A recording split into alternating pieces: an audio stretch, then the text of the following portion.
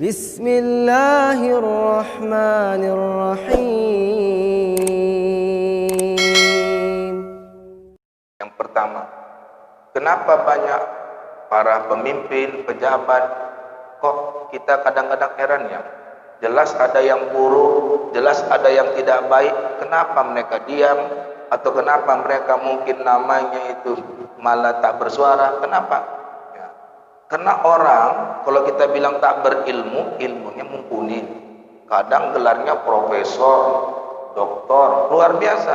Tapi perlu kita tahu, orang berilmu itu dua macam. Satu, orang yang berilmu, ilmunya hanya nyampe ke otak. Hati kosong. Otak diisi, hati kosong. Maka muncullah orang pintar tapi gak benar. Yang kedua, ada orang berilmu, ilmunya gak hanya di otak, sampai ke dalam hati. Maka muncullah orang-orang pintar tapi takut Allah Subhanahu wa ta'ala. Hari ini yang banyak pintar tapi gak benar. EQ-nya pintar, jago bicara, orator, pikirannya jauh, tapi banyak nggak benarnya. Kenapa nggak benar? Karena hatinya kosong. Berarti dia cuma dapat ilmu hanya nyampe di otak. Tetapi kalau kita yang kedua, ada yang dapat ilmu nyampe ke hati, maka muncul rasa takut kepada Allah Subhanahu wa ta'ala. Berarti kenapa begitu? Mungkin yang pertama sebab mereka ilmunya hanya nyampe di otak, nggak sampai ke hati. Maka yang muncul kayak gini, pintar tapi nggak benar. Disuruh ngurus laut jadi bajak laut, disuruh ngurus hutan jadi orang hutan pula dia, ya kan? Disuruh nanti namanya ngurus minyak, minum premium sama solar aja kerjanya. Disuruh buat jembatan, asik makan besi, makan ter, makan batu pula. Disuruh buat hukum, tajam ke bawah, tumpul ke atas. Kenapa? Pintar tapi nggak benar. Kita butuh sekarang orang-orang yang benar, pintar lagi benar.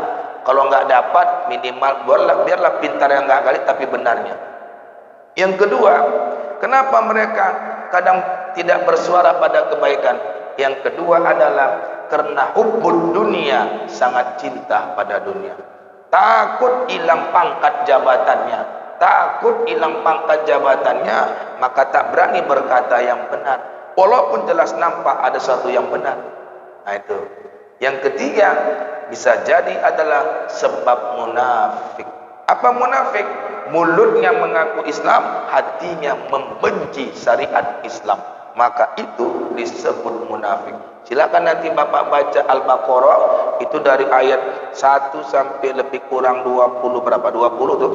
Itu cerita mana orang bertakwa, mana orang kafir, mana orang munafik.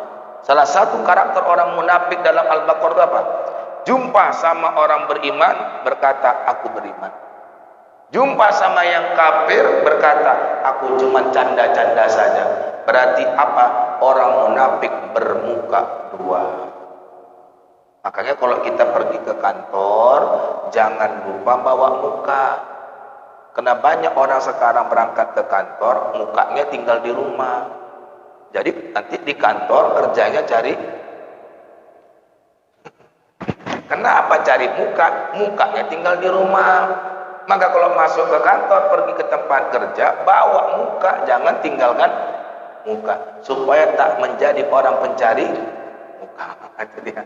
Nah, yang kedua, bagaimana kita menyikapi kalau nampak kita kemungkaran?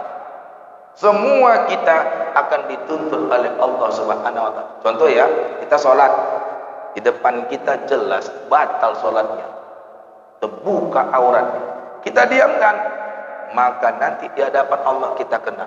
Kenapa? Itu di depan mata kita. Wa tawasau bil haqqi wa tawasau bis sabr. Nasihat menasihati dalam kesabaran, nasihat menasihati dalam kebenaran. Maka enggak boleh orang benar diam melihat kebatilan. Karena memang dunia ini antara batil dan betul. Batil dan betul itu enggak akan pernah hilang. Batil betul. Tapi kalau orang betul mendiamkan kebatilan, maka yang batil akan melihat batil itu adalah betul. Yang betul bisa orang lihat batil, sebab yang betul mendiamkan kebatilan. Makanya kalau menyikapi, sikapilah, bersuaralah, bersuara. Yang pakai medsos, bersuara pakai medsosnya. Para ustadz, dai, bersuara pakai suaranya. Para pejabat, bersuara pakai kekuasaannya untuk menegakkan kebenaran, bukan menegakkan kebatilan. Tapi kalau orang betul diam semua akan kemungkaran, maka orang mungkar akan mengatakan mungkar itu baik. Kita pasti akan dituntut Allah di akhirat. Maka selemah-lemah iman melihat kemungkaran, dia cuma di hatinya membenci, tapi dia meninggalkan tempat mungkar itu. Ini enggak benci tapi gabung juga, sama aja, itu termasuk bahaya. Kalau kita paling lemah iman, ada kemungkaran, tak sanggup pakai kekuasaan, tak sanggup pakai kata-kata, cukup dengan hati. Tapi cara apa? Tinggalkan mungkar itu. Jangan bergabung dengan mungkar tadi. Misalkan ada namanya keyboard gesek, keyboard mak lampir, haram ini. Udah, kita nggak berani bilang, tapi duduk aja situ. Sama dengan ikut gabung. Maka tinggalkan tempat itu. Itu sikap kita menyikapi kemungkaran paling lemah. Nah, kalau sanggup pakai mulut, haram. Nggak sanggup lagi pakai kekuasaan, tutup. Nah, itu. Jadi kita tidak boleh orang Islam mendiami kemungkaran. Maka dituntutlah, bersuaralah untuk menyatakan mungkar adalah mungkar, benar adalah benar. Nggak boleh diam. Wajib, kalau memang diam, wajib meninggalkan tempat mungkar itu. Begitu ya Pak. Terus apa? Ada lagi?